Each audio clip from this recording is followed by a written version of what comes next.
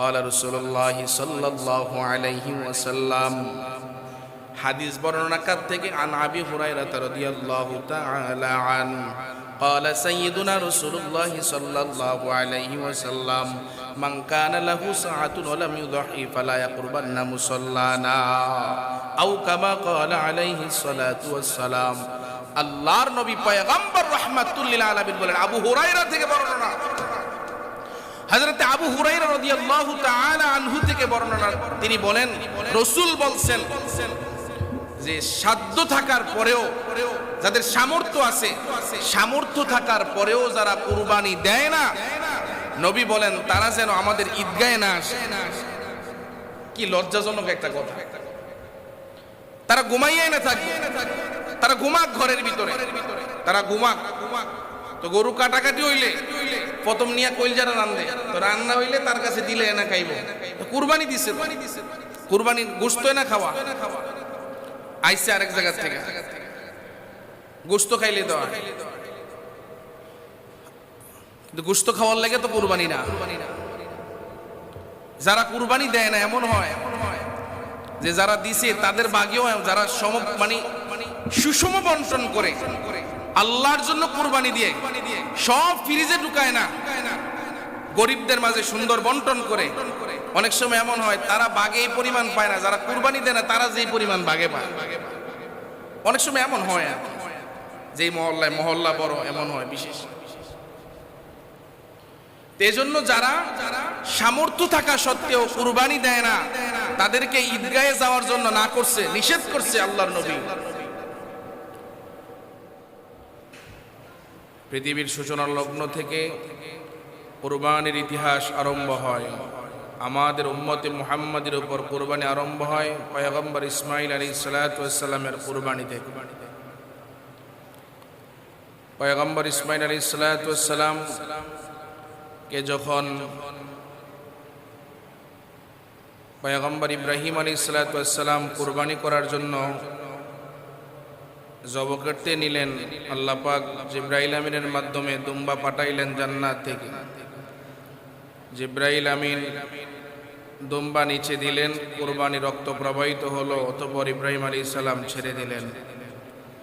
তো বলেছিলাম এই জায়গায় যে এই দুম্বাটা কোন দুম্বা, যে এই দুম্বাটা হলো ওই দুম্বা যেই দুম্বা পৃথিবীর সূচনা লগ্ন থেকে পৃথিবীর ইতিহাসে প্রথম যে কুরবানি হয়, হাবিল যে কুরবানি করেছিল, যে কুরবানিটা আল্লাহর দরবারে কবুল হয়েছিল।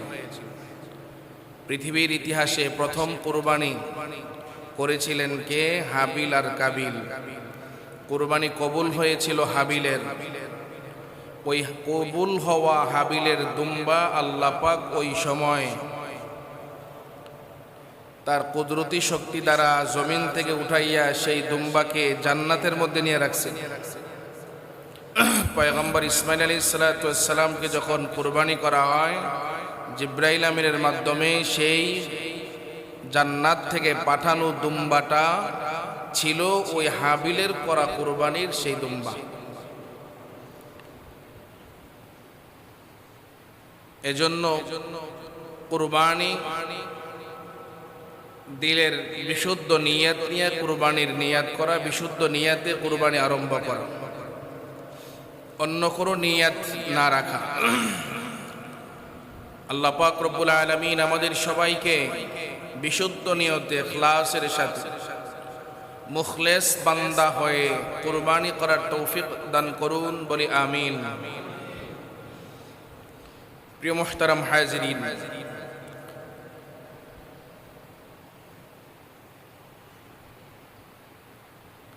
সাহাবায়ে কেরাম রাদিয়াল্লাহু আনহুম আজমাইন রাসূলকে জিজ্ঞাসা করেন, মা হাযিহিল আযাহি ইয়া রাসূলুল্লাহ, ওগো আল্লাহর রাসূল আপনি বলেন কুরবানির তাৎপর্য কি? রাসূল করিম সাল্লাল্লাহু আলাইহি ওয়াসাল্লাম বলেন, সুন্নাত আবিকুম ইব্রাহিম আলাইহিস সালাতু ওয়াস সালাম, কুরবানি হলো ইব্রাহিম আলাইহিস সালাতু ওয়াস সালামের এক সুন্নাত, তোমাদের পিতা ইব্রাহিম আলাইহিস সালাতু ওয়াস সালামের সুন্নাত। সাহাবায়ে কেরাম রাদিয়াল্লাহু আনহুম আজমাইন তারা রাসূলকে আবার প্রশ্ন করেন, ক্বালু ফামা লানা ফিহা ইয়া রাসূলুল্লাহ, রাসূল আমরা যে কুরবানি করব, তো কুরবানি করলে আমাদের কি লাভ? কারণ মানুষ কাজ করার আগে, ব্যবসা করার আগে, চাকরি করার আগে আমি ওখান থেকে কি ফায়দা পাবো এটাই আগে জানতে চাই। সাহাবায়ে কেরাম রাদিয়াল্লাহু আনহুম আজমাইনগণ রাসূলকে বলেন, আমরা যে কুরবানি করব, তাইলে এই কুরবানি করলে আমাদের লাভটা কি? রাসূল আকরাম ফখরে দু আলম সাইয়্যিদুনা জনাবে মুহাম্মদ সাল্লাল্লাহু তিনি বলেন, ক্বালা বিকুল্লি শা'রাতিন হাসানাহ, তোমরা যে কুরবানি করবা ওই পশুর মধ্যে শরীরের পশম যতগুলি আছে প্রত্যেকটা পশমের বিনিময়ে আল্লাহ পাক তোমাকে নেকি দান করবে। সাহাবায়ে কেরাম রাদিয়াল্লাহু আনহুম আজমাইনগণ আরো বলেন, ফাসুফু ইয়া রাসূলুল্লাহ, এমন পশু যে বেড়া, দুম্বা, এই পশুগুলি অন্য পশুর তুলনায় শরীরের পশম বেশি। পশম যদি আমরা ভেড়া, দুম্বা আমরা কুরবানি করি, এগুলো তো গরুর থেকেও বেশি পশম, তাহলে এই বেলায় কি? রাসূল বলেন, ক্বালা বিকুল্লি শা'রাতিন মিনাস সুফি হাসানা, যদি কেউ ভেড়া, দুম্বা বেশি পশমওয়ালা, দুম্বা মানে বেশি পশমওয়ালা চাইয়া পশু কুরবানি দেয়, তো যত পশম থাকবে এত পশমের বিনিময়ে প্রত্যেকটা পশমের বিনিময়ে আল্লাহ একটা করে নেকি তার আমল নামায় দিয়ে দিবে।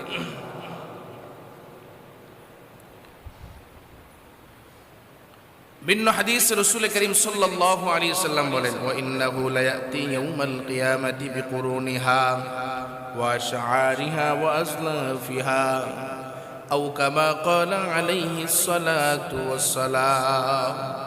আল্লাহর নবী বলেন, ময়দানে মুহাশার, এই হাদিসের কথা ব্যাখ্যা করার আগে আমি আয়াতে কারিমা একটা বলি, লা ইয়ানালাল্লাহু লুহুমুহা ওয়ালা দিমাউহা ওয়ালাকিন ইয়ানালুহুত তাকওয়া মিনকুম। আল্লাহ পাক এই আয়াতের মধ্যে বলছেন যে তোমাদের কুরবানির পশুর গোশত, মাংস, চামড়া টামড়া কিচ্ছুই আমি আল্লাহর কাছে যায়, কথা কয় না, যায় নাকি? যায় না, আল্লাহ না করছে, যায় না। রাসূল করিম সাল্লাল্লাহু আলাইহি ওয়াসাল্লাম এই হাদিসের মধ্যে বলেন যে ওয়াইন্নাহু লায়াতি ইয়াউমাল কিয়ামাতি বিকুরুনিহা ওয়া আশআরিহা ওয়া আজলাফিহা, শিং, খুর, লোম, একটা পশুর ওজনীয় যত জিনিস, গোশত, সব কিছু ময়দানে মুহাশরে আল্লাহ পাকের আদালতে এগুলা হাজির হয়ে যায়।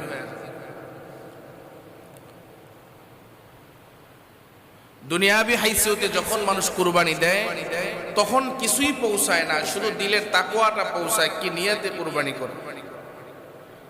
তবে যদিও ওই সময় কিছুই পৌঁছায় না আল্লাহর আদালতে, তবে রাসূল বলেন যারা কুরবানি করবা শুনো, রাসূল কয় শুনো,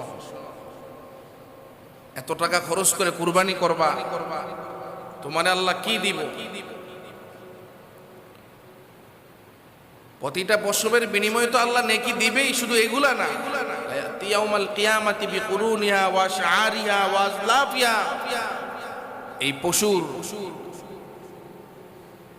শিং, পশম, খুর যা আছে ওজনীয় জিনিস সব ময়দানে মুহাশর আল্লাহর আদালত হয়ে যাবে, আল্লাহর আদালতে হাজির হয়ে যাবে।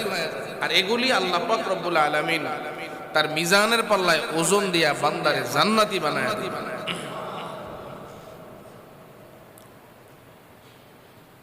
তবে শর্ত হচ্ছে কুরবানিটা কবুল হইতে হবে, কবুলিয়ত কুরবানি হওয়া। বলেন না কি কুরবানি হওয়া? কবুলিয়ত কুরবানি। কবুল কুরবানি হওয়ার এক নাম্বার শর্ত হলো হালাল টাকা দিয়ে কুরবানি করা। বলেন কুরবানি কবুল হওয়ার পিছনে এক নাম্বার, শুধু এক নাম্বার না, কুরবানি কবুল হওয়ার পিছনে যত শর্ত আছে তার মধ্যে উল্লেখযোগ্য একটা শর্ত হলো হালাল কুরবানি করা, হালাল টাকা দিয়ে কুরবানি করা। বলেন কি টাকা দিয়া? সবাই কোন কি টাকা দিয়া? হালাল টাকা দিয়া। যদি কেউ হারাম টাকা দিয়ে কুরবানি করে, কুরবানি হবে নি? হবে না। এটা বিবেকে বলে, কোরআন হাদিস তো দূরে, মানে বিবেকে কয় না এটা হইতো না, এটা হইতো না।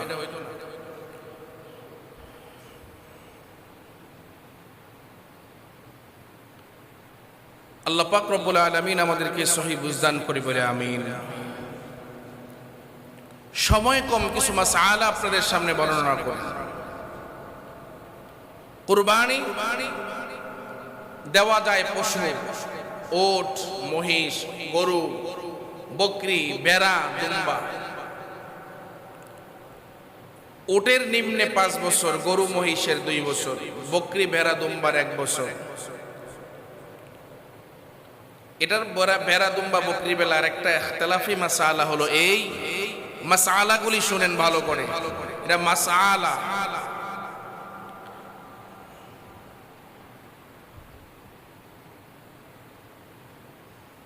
যদি এই ভেড়া দুম্বা বকরিগুলো দেখতে এমন মনে হয় যে 1 বছরের বাচ্চার মতো, পাশাপাশি রাখলে বোঝা যায় না, তাহলে 6 মাসের বাচ্চা দিয়েও দেওয়া যাবে। তবে সকলের চেষ্টা যে কমপক্ষে 1 বছরের বাচ্চা দিয়ে কুরবানি করা। হরিণ দিয়ে কুরবানি করলে কুরবানি হবে নি? হবে না। হরিণ দিয়ে কুরবানি করলে কুরবানি হবে না। বর্ণ মানে ওই যে বনের যে গরু, ওই গরু দিয়ে কুরবানি করলে কুরবানি হবে না। কিন্তু হরিণের গোশত খাওয়া জায়েজ আছে না? হালাল না হারাম? কিন্তু কুরবানি হবে না। ভালো করে খেয়াল রাখা। আল্লাহু আকবার। সামনের দিকে আগাই। কুরবানির সময় আমরা যে ভুলগুলি করি, যে পরিবারের মধ্যে 5 জন সদস্য আছে, 3 জনে কামাই করে এবং নেশাব পরিমাণ মালের মালিক, সবাই মিল্লা যদি একটা কুরবানি দেয় হবে না? বলেন হবে? যে নেশাব পরিমাণ মালের মালিক, সে তার উপরে কুরবানি ওয়াজিব। কুরবানি ওয়াজিব হওয়ার শর্ত কি? সে মুসলমান হওয়া, বালেগ হওয়া, আর নেশাব পরিমাণ মালের মালিক হওয়া 3 দিনের মধ্যে। যে গত সময় একজনে জিজ্ঞাসা করছিলাম রৌপ্যের বড়ি কত, কেউ কেউ 1400, 1500, 1600, 1700, এই হিসাবে 80, 85, 70, 75 এমন। যাই হোক, বিশুদ্ধ কথা যেটা, স্বর্ণকারের দোকানে যে জিজ্ঞাসা করবেন স্যার 52 বড়ি রূপার দাম কত, তে যত হয় 60, 70, 80, 90 যা হয়, এই টাকাটা কারো কাছে থাকলে আমার ছেলে সেই টাকার মালিক, তার 80,000 টাকা আছে, 70,000 টাকা, 60,000 টাকা আছে, তাহলে তার উপরও কুরবানি ওয়াজিব। অনেক সময় এমন হয় ছেলে বিদেশ থাকে, ছেলে 2 ছেলে বিদেশ থাকে, তো 2 ছেলে পাঠাইছে 20,000 করে, 40,000 নেন বাবা, আপনার নামে কুরবানি দেন, আপনার নামে কুরবানি দেন। তো বাবারে দিছে, বাবা কুরবানি দিছে, বাবার পক্ষ থেকে কুরবানি আদায় হয়ে যাবে, কিন্তু ছেলের উপরে যে কুরবানি ওয়াজিব, কারণ সে বিদেশ কামাই করে, তার তো কিছু টাকা আছে, নেশাব পরিমাণ মালের মালিক সে, 60-70,000, 80,000 টাকা তার আছে, সে তার বাবারে দিছে, কিন্তু তার উপরে কুরবানি ওয়াজিব, সে দেয় নাই, সে গুনাহগার। তার উপর থেকে সে যে তার বাবারে টাকা দিছে কুরবানির জন্য, সে মনে করছে আমি তো টাকা দিছি, মনে আদায় হয়ে গেছে, কিন্তু আদায় হবে না। একই পরিবারে 2 জন ভাই কামাই করে, 2 জনে মিল্লা 15,000 করে 30,000 বাবার হাতে উঠাইয়া দিছে, নেনা বাবা আপনি কুরবানি দেন। আমরা সবাই তো একই জায়গায় থাকি, একই ফ্যামিলিতে থাকি, যৌথ ফ্যামিলি, গোশত হয় না খামু, কুরবানি করলে তো গোশত আমার ঘরেই আইব, রান্না তো একই চুলাই হবে, অসুবিধা তো নাই, হয় তার বউ রান্না করবো না আমার বউ রান্না করবো, এই কুরবানি হবে না। অনেকে এমন আছেন যে একই পরিবারে 5 জনের উপরে কুরবানি ওয়াজিব, কিন্তু সবাই মিল্লা এক শরীক কুরবানি দেয়। 3 জনের উপর কুরবানি ওয়াজিব, এক শরীক কুরবানি দেয়, হবে না। ভালো মজার এক কথা, কি হবে না দিলাম না আর কি কুরবানি। আলা রাসূলুল্লাহ সাল্লাল্লাহু আলাইহি ওয়াসাল্লাম, হাদিস বর্ণনাকার থেকে আন আবি হুরায়রা রাদিয়াল্লাহু তাআলা আন قال سيدنا رسول الله صلى الله عليه وسلم মান কানা লাহু সাআতুন ওয়া লাম ইউদহি ফালা ইয়াকরবান্না মুসাল্লানা আও কামা ক্বালা আলাইহিস সালাতু ওয়াস সালাম। আল্লাহর নবী পয়গম্বর রাহমাতুল লিল আলামিন বলেন, আবু হুরায়রা থেকে বর্ণনা, হযরত আবু হুরায়রা রাদিয়াল্লাহু তাআলা আনহু থেকে বর্ণনা, তিনি বলেন রাসূল বলছেন যে সাধ্য থাকার পরেও, যাদের সামর্থ্য আছে, সামর্থ্য থাকার পরেও যারা কুরবানি দেয় না, নবী বলেন তারা যেন আমাদের ঈদগাহে না আসে। কি লজ্জাজনক একটা কথা! তারা ঘুমাইয়াই না থাকবে, তারা ঘুমাক ঘরের ভিতরে, তারা ঘুমাক। তো গরু কাটাকাটি হইলে প্রথম নিয়ে কইলজারা রান্ধে, তো রান্না হইলে তার কাছে দিলে না খাইব। কুরবানি দিছে, কুরবানি গোশত না খাওয়া, আইসে আরেক জায়গা থেকে গোশত খাইলে দেওয়া, কিন্তু গোশত খাওয়ার লাগে তো কুরবানি না। যারা কুরবানি দেয় না, এমন হয় যে যারা দিছে তাদের ভাগেও যারা মানে সুষম বন্টন করে, আল্লাহর জন্য কুরবানি দিয়ে সব ফ্রিজে ঢুকায় না, গরিবদের মাঝে সুন্দর বন্টন করে। অনেক সময় এমন হয় তারা ভাগে এই পরিমাণ পায় না, যারা কুরবানি দেয় না তারা যেই পরিমাণ ভাগে পায়। অনেক সময় এমন হয়, যেই মহল্লায় মহল্লা বড় এমন হয় বিশেষ। এজন্য যারা সামর্থ্য থাকা সত্ত্বেও কুরবানি দেয় না, তাদেরকে ঈদগাহে যাওয়ার জন্য না করছে, নিষেধ করছে আল্লাহর নবী।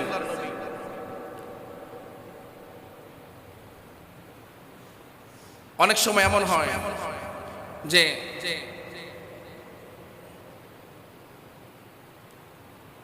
একজন বাড়িওয়ালা কুরবানি দিছে না, সবার একটা আক্রোশ, বাড়িওয়ালা ওইয়া কুরবানি দিল না, এটা কি হইল? অথচ এমন হইতে পারে যে গত বছর তার টাকা সামর্থ্য ছিল, কিন্তু এই বছর এত ঋণগ্রস্ত হয়ে গেছে, অনেক ঋণগ্রস্ত হয়ে গেছে, অভাবে পড়ে গেছে, তো তার উপর তো কুরবানি ওয়াজিব না। কিন্তু আরেকজন ভাড়াটিয়া ভালো টাকার মালিক, সে কুরবানি দেয় না, ওদিকে কেউ তাকায়ও না। এজন্য কথা বলার আগে বুঝতে হবে, চিন্তা করতে হবে। ও এলাকার ভাই, আপনি ভাড়া থাকেন আর গিয়া রিক্সা চালান আর দিন মজুর হন, গোডাউনে কাজ করেন, রাস্তায় ডিব্বা টোকান, যেই করেন, যদি আপনার এই 52.5 ভরি রূপার সমপরিমাণ 60,000 হোক, 70,000 হোক, 80,000 হোক, এই রকম একটা টাকা স্বর্ণকারের দোকানে জিজ্ঞেস করে নিবেন যে কত টাকা ভরি। যদি 1000 করে হয় তো 52,000, 1200 করে হইলে কত হয়, এরকম 60-70,000 টাকাই এমন হবে। এই টাকাটা কারো কাছে এখন অধিকাংশ মানুষের কাছে 50-60-70,000 টাকা কোনো ব্যাপারই না। এখন বলবেন হুজুর একটা গরু এত টাকা দিয়ে, আপনার কে কইছে গরু দিতে? আপনি 10,000 টাকা দিয়ে একটা বকরি কিনা দেন, 15,000 টাকা দিয়ে একটা বকরি কিনা দেন। আপনার এত সাজদে কইছে কে? আপনি তো কুরবানি না দিবেন, আল্লাহর জন্য কুরবানি না দিবেন, গোশত খাওয়ার জন্য তো না। গোশত তো আপনি 10,000 টাকার গোশত কিনলে সারা বছর খাইতে পারবেন, যে 2 নাম্বার গেট থেকে গোশত কিনাই না খান, তরতাজা গোশত পাইবেন। তো প্রয়োজন তো আল্লাহরই সন্তুষ্ট করা, যে হুজুর গরু না দিলে 30,000 টাকা ভাগ, এত টাকা তো আছে আমার কাছে 50,000, এত টাকা দিয়ে দিলে আমি তো অনেক কষ্ট হয়ে যাব না। হাদিসের মধ্যে আছে যে নিসাব পরিমাণ মাল এই 60-70,000, কিন্তু আপনি 50,000 দিয়া যত টাকা আছে সব দিয়া কুরবানি দিতে হবে। বলেন আজ পর্যন্ত জন্মের পরে কোন আলেম, কোন মুফতি আনে কেরাম এখন কথা বলছেন শুনছেন আপনারা? আপনার 60,000 টাকা আছে, আপনি 12,000 টাকা দিয়ে একটা বকরি কিনা দেন, 15,000 টাকা দিয়ে একটা বকরি কিনা দেন, আল্লাহর সন্তুষ্টি না উদ্দেশ্য। এজন্য প্রিয় ভাইয়েরা আমার, রাসূল খুব ধমকের সাথে বলছেন, মান কানা লাহু সাআতুন ওয়া লাম ইউদহি ফালা ইয়াকরবান্না মুসাল্লানা। যারা সামর্থ্য থাকা সত্ত্বেও কুরবানি করে না, এরা যেন আমার ঈদগাহে না আসে, ঈদগাহে যেন না আসে।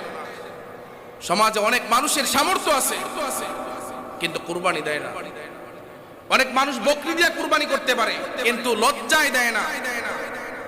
আমার পাশের ভাই বারাতে এসে গরু দিয়ে কুরবানি দিয়েছে, আমি কেমনে বকরি দিয়ে দিলাম? তাইলে আপনি আল্লাহরে কতটুকু ভয় পাইছেন? আমার আর আপনার আমল কতটুকু ওজন হবে ময়দানে মহাশরে? আমার আর আপনার পশুটা যদি আল্লাহ মিজানের পাল্লায় ওজন করে যদি আমার জান্নাতি বানায় দেয়, বলেন কেমন হবে? বলেন কেমন হবে? বলেন ওই দিন মজাটা কেমন হবে? এজন্য আমাদের যাদের উপরে কুরবানি সামর্থ্য আছে, ওয়াজিব হয়েছে, তোই সবাই দেওয়ার চেষ্টা করবো। আর একই পরিবারে যাদের উপরে যার উপরে আপনার স্ত্রীর উপর কুরবানি ওয়াজিব, তার নামে কুরবানি দেওয়া, আপনার নামে কুরবানি ওয়াজিব, আপনার কুরবানি আপনি আদায় করা। ছেলের 5 জন ছেলে, সে তারা বাবার খেদমত করে বাবার কুরবানির টাকাটা তারা দিতে পারে, কিন্তু তার উপরে যে কুরবানি ওয়াজিব সেও দিতে হবে। সবাই মিললে একটা কুরবানি দিবে, সবার উপরে কুরবানি ওয়াজিব, এটা হবে না, আদায় হবে না। আল্লাহ পাক আমাদের সবাইকে বুঝার তৌফিক দান করি, বলে আমিন।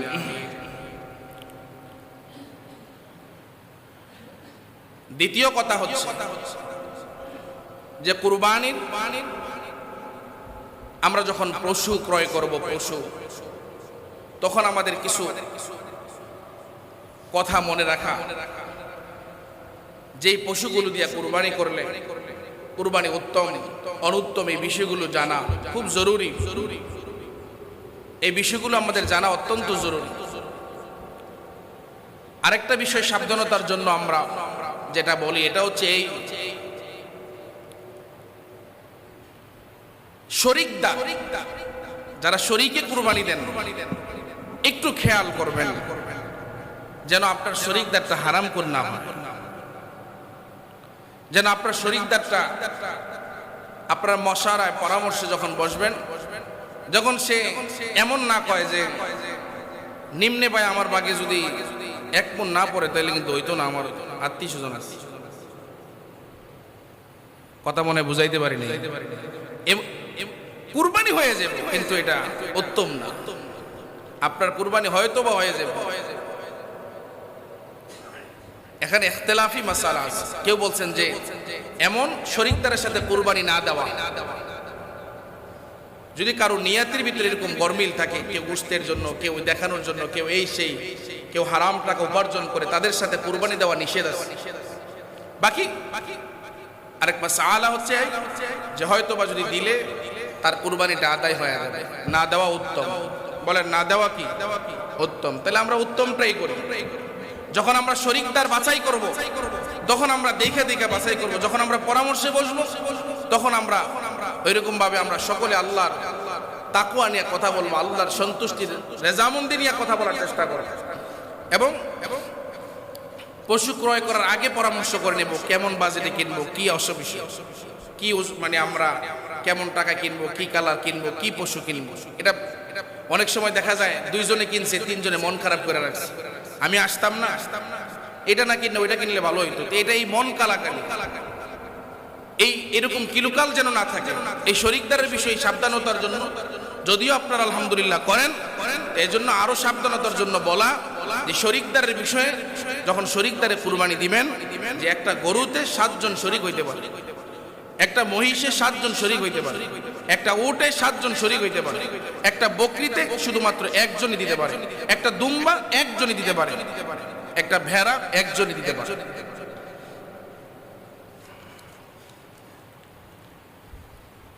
আরো কিছু কয়েকটা জরুরি মাসালা। এই মাসালাটা হলো যে অনেকের প্রশ্ন থাকে যে গাভীন গরু মানে গর্ভবতী গরু দিয়া কুরবানি দেওয়া যায় কিনা। বলেন কি গরু? গর্ভবতী গাভীন গরু দেওয়া জায়েজ আছে কিনা?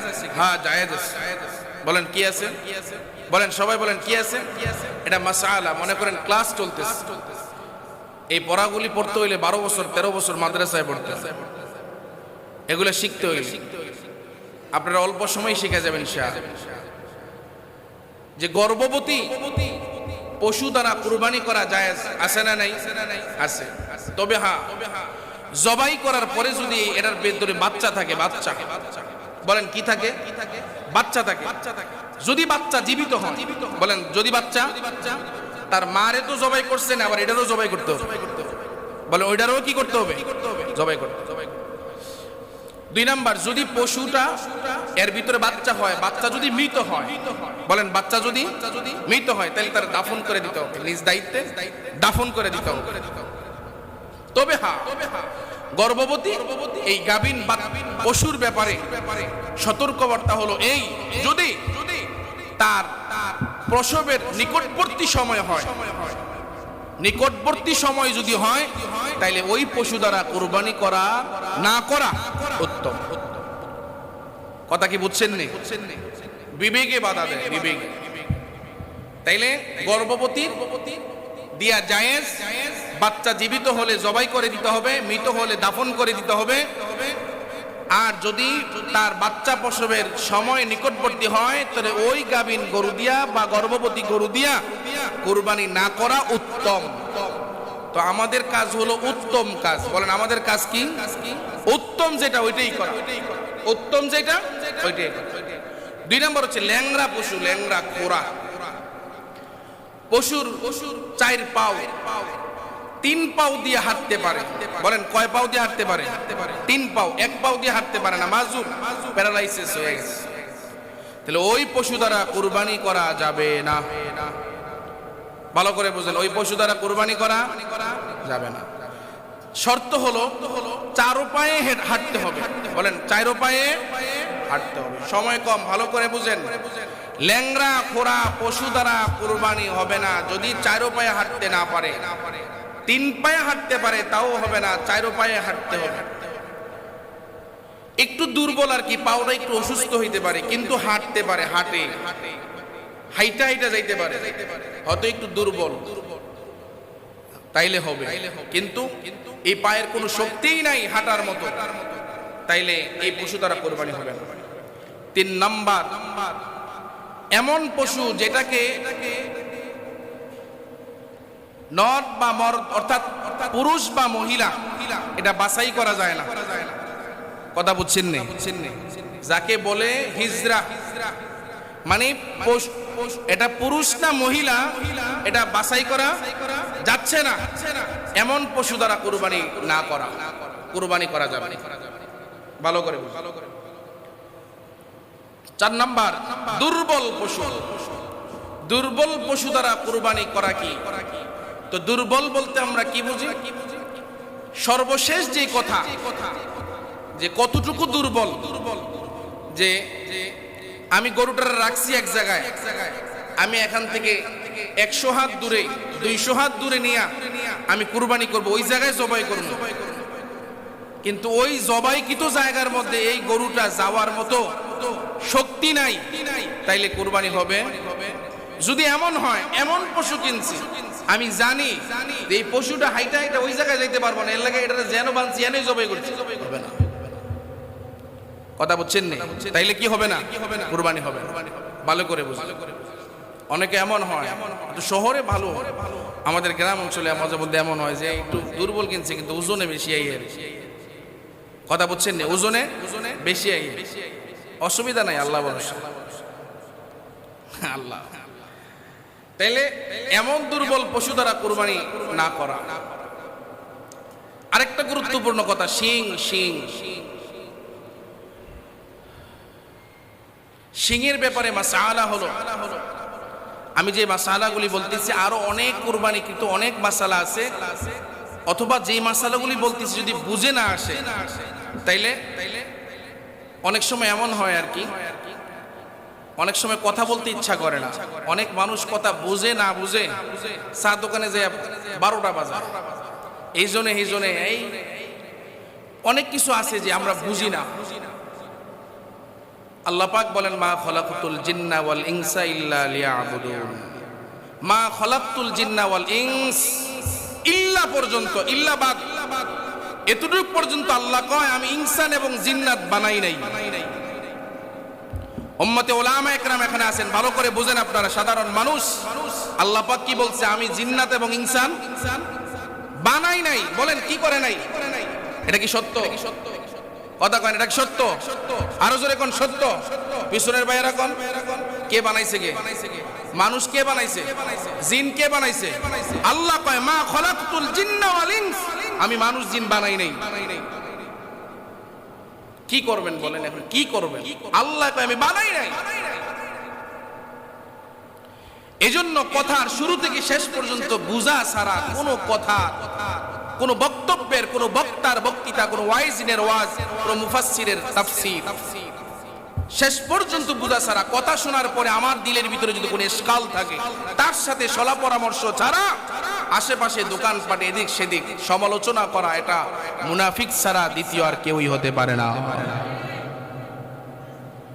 আল্লাহ বলেন, মা খলাকতুল জিন্না ওয়াল ইনসা ইল্লা লিয়াবুদুন, আমি জিন এবং ইনসান মানে মানুষ বানাই নাই, ইল্লা তবে লিয়াবুদুন ইবাদতের জন্য বানাইছে, মানে বানাইছে, এটা পরে কইছে আল্লাহ,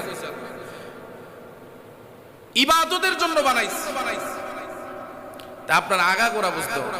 এমন অনেক কথা আছে যেটা অর্ধেক যদি শুনেন আর সব যদি আমরা এইভাবে তর্জমা করি বুঝবেন কি। এজন্য খুব গুরুত্বপূর্ণ মাসালা, এগুলো ভালো করে বুঝবেন। শিং, পশুর শিং, শিং যদি এমন হয় যে শিং আছে কিন্তু এটা উঠে গেছে, শিং না থাকার কারণে শিং এটার যে মস্তিষ্ক এটা ক্ষতবিক্ষত হয়ে গেছে, এটা রোগাক্ত হয়ে গেছে, তাহলে এই পশু দ্বারা কুরবানি করা যাবে না। বলেন, এই পশু দ্বারা কুরবানি করা যদি শিংয়ের অর্ধেকের বেশি থাকে, একটু ফাটছে আর কি, অথবা একটু ভাঙে গেছে, অর্ধেকের বেশি আছে, নিম্নে অর্ধেক থাকতে হবে, তার উপরে একটু ভাঙে গেছে বা একটু ফাটছে, তাইলে হবে। অথবা জন্মগতভাবে শিং নাই, জন্মগতভাবে অনেকে এমন আছে বাজারে গিয়ে গেলে শিং আছে দেখো, যে জন্মগতভাবে যদি কোনো পশুর শিং না থাকে কিন্তু তার বয়স 2, তাইলে কুরবানি হবে ইনশাআল্লাহ। আপনারা ভালো জানেন। দাঁত তো ভালো করে বুঝেন। দাঁতের ব্যাপারে মাসালা হলো এই যে কুরবানির পশুর দাঁত, এক কথায় বুঝেন, যদি কোনো পশুর এই পরিমাণ দাঁত পড়ে গেছে যার দরুন সে ঘাস অথবা তার খাবার দাবার চিবাইয়া খাইতে পারে না, পশু দ্বারা কুরবানি করা যাবে না। কথা কি বুঝছেন নি? পশুর এই পরিমাণ দাঁত নাই, যেই পরিমাণ দাঁত না থাকার কারণে সে তারে যেই খাবারগুলো দেওয়া হয়, খড়কুটা ঘাস, এই খাবারগুলো সে চিবাইয়া খাইতে পারে না, ওই পশু দ্বারা কুরবানি করা যাবে। তার এই পরিমাণ দাঁত থাকা জরুরি, যেই পরিমাণ দাঁত দিয়া সে চিবাইয়া তার খাবারগুলি খাইতে পারে। লেজ আর কান নিয়ে কথা, গরুর লেজ আর কান সংক্ষিপ্তভাবে ভালো করে বুঝি যে 1/3 যদি না থাকে, 1/3 যদি ক্ষতিগ্রস্ত হয়, তাইলে ওই পশু দ্বারা কুরবানি হবে না। লেজ আর কান এর কম হইতে হবে। ওই যে শিং অর্ধেকের বেশি, এই জন্য লেজ আর কান 1/3 যদি না থাকে, ক্ষতিগ্রস্ত হয়, ওই পশু দ্বারা কুরবানি হবে না। 1/3 অন্ধ, সময় নাই, ভালো করে বুঝেন। অন্ধ 2 চোখ অন্ধ, কুরবানি হবে না। অথবা 1 চোখ ভালো, আরেক চোখের 1/3 খারাপ, কুরবানি হবে না।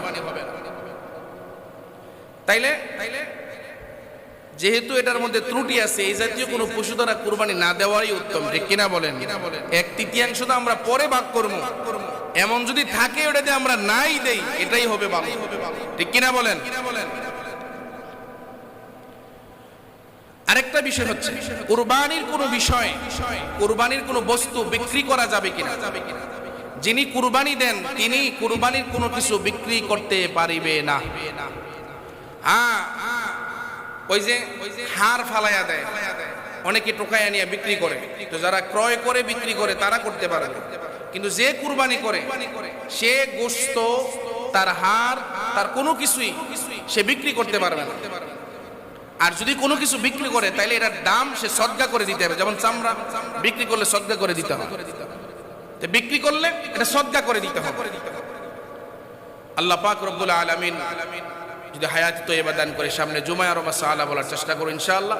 এরপরেও যেহেতু আপনারা সামনে পশু ক্রয় করবেন ইনশাআল্লাহ, আমি মসজিদের উপরে 3য় তলায় থাকি, নিচে তো 80 ওয়াক্ত ইনশাআল্লাহ আমার সাথে দেখা করবেন, কথা বলবেন ইনশাআল্লাহ। চেষ্টা করব সর্বোচ্চ আপনাদেরকে বিষয় জানানোর জন্য।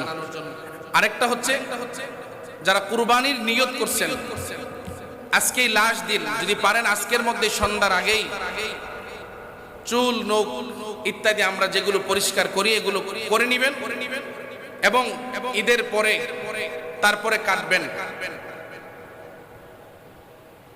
এই একটা আমল। আর 2 নাম্বার একটা আমল হচ্ছে সিয়ামু ইয়াউমি আরাফা তাহতাসিবু আলাল্লাহি আইয়ুকাফিরু সানাতাল্লাতী ক্বাবলা ওয়া সানাতাল্লাতী বা'দা, যে আরাফাতের দিন 9 জিলহজ একটা রোজা রাখা। যদি পারেন 10 জিলহজ মানে জিলহজের 1 তারিখ থেকে 9 জিলহজ পর্যন্ত যদি পারেন প্রতিদিন রোজা রাখেন। রাসূল বলেন প্রত্যেকটা জিলহজ মাসের প্রত্যেকটা রোজা এক এক বছরের রোজার পরিমাণ সওয়াব আল্লাহ দান করে দেন। আর বিশেষ দ্রষ্টব্য হলো 9 জিলহজ আরাফাতের দিনের রোজা। রাসূল বলেন আমি আল্লাহর আদালতে আশা রাখি যে সামনের 1 বছর পিছনের 1 বছর এই 2 বছরের গুনাহ আল্লাহ মাফ করে দিবেন। তো এই জন্য যারা কুরবানি ইনশাআল্লাহ সামর্থ্য আছে, যাদের 60-70 হাজার টাকা আছে, এমন সম্পদ আছে, আমরা কুরবানি করার নিয়ত করব ইনশাআল্লাহ। একা যদি না পারি আমরা শরীকদার হয়ে কুরবানি করব ইনশাআল্লাহ। যদি গরু দিয়ে না পারি বকরি দিয়ে 10-12-15 হাজার টাকা দিয়ে কুরবানি করব।